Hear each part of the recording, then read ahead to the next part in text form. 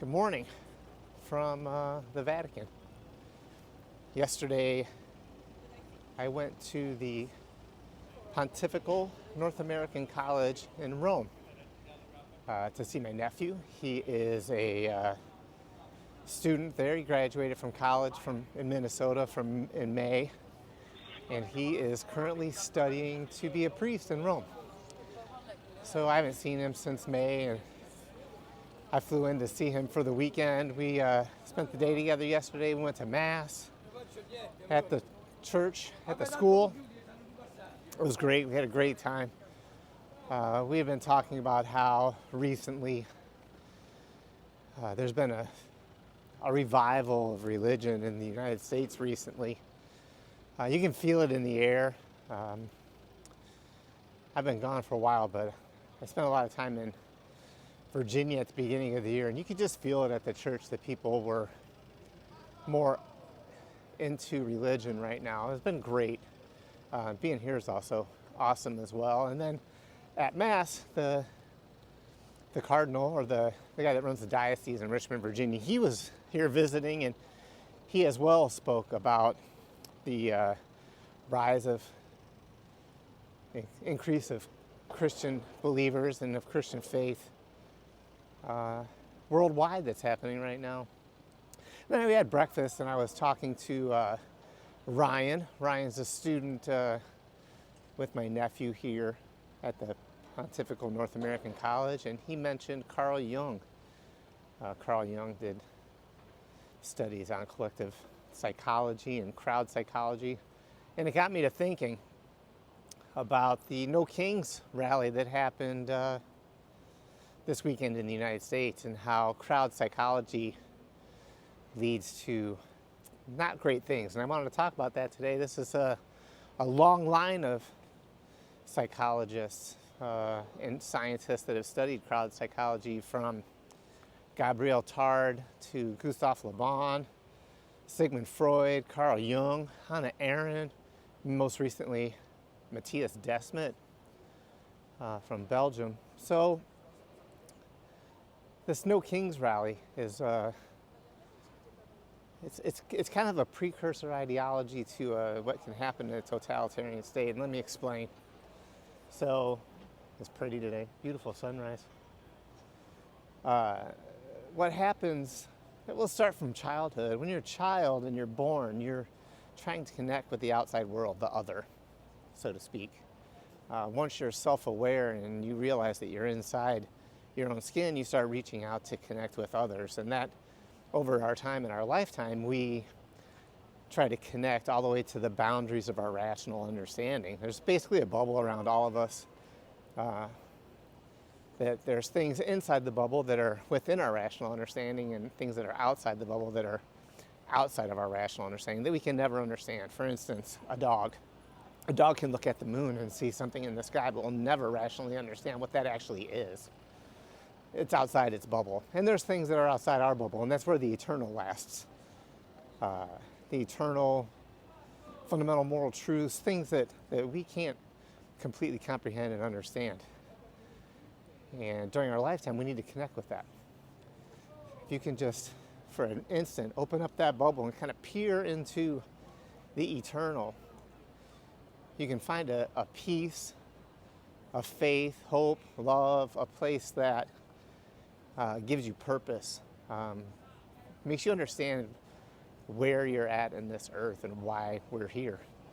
And what happens is, if you lack that faith, if you don't see the eternal and you live only in the material world inside your bubble,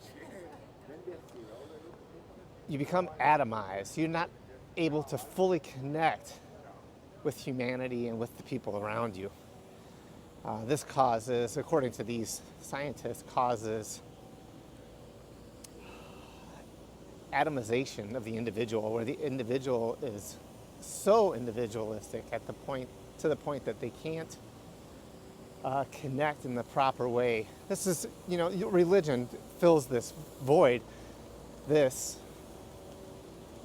religion, belief in faith of the eternal, it's what grounds us. It's what's our anchor. If you don't have that, what these philosophers say. If you can't see the eternal, you become rudderless and there's nothing grounding you. And in this atomization, there becomes an anxiety. It's called free-floating anxiety, this anxiousness where you don't know where it's coming from because you're not connecting and you can't understand it because you haven't seen or glimpsed into that eternalness. And so people are looking to connect on the outside to make this anxiety go away. And if you can't make it go away, these people will look to other ideologies, sometimes false ideologies, in an effort to feel complete and to feel whole. And we've seen this in history, witch trials, French Revolution, Nazi Germany, Soviet Union, and in the United States right now on the left, we see the same exact thing. We have a group of individuals who haven't properly connected with the outside world. They are looking for different ideologies that help them explain the outside world in a way they can understand it. And whether the ideology is true or false doesn't matter because true information doesn't help these people. They don't, and as a matter of fact, if you offer them true information, they violently oppose it because it stops them from feeling that connection that they desperately need. That's why you have censorship and ideas that people cannot listen to because it kind of breaks them out of that hypnosis, that hypnotism that supports their ideology. So yeah, this was the conversation we were talking about, and it was pretty interesting to have this conversation at the Vatican because the key to feeling connected in a complete way as a human is to be able to see the eternal, to view outside of your rational understanding, just for a moment, to understand that you don't know everything, that you're incapable of knowing everything. And inside that eternal, you can find a purpose greater than the individual in the material world and greater than yourself. And that feeling of collectiveness, of feeling the extent of humanity is what stops us from feeling isolated and atomized and leaving us susceptible to mass formations and different crowd psychologies that are harmful to society in general. So that's kind of what you're seeing with the No Kings thing is once, you know, the Black Lives Matter thing was over, they had to find something else to connect to. Once Ukraine was over, they needed to find something else to connect to. And now that we have no kings,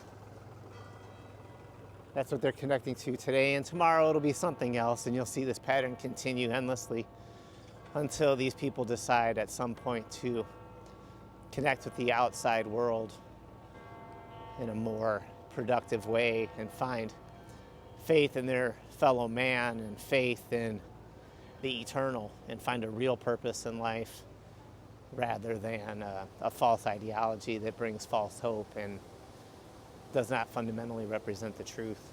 So I want to thank Ryan for bringing this to me today and making me think about it. And I'm going to let you guys go. Beautiful day in Rome.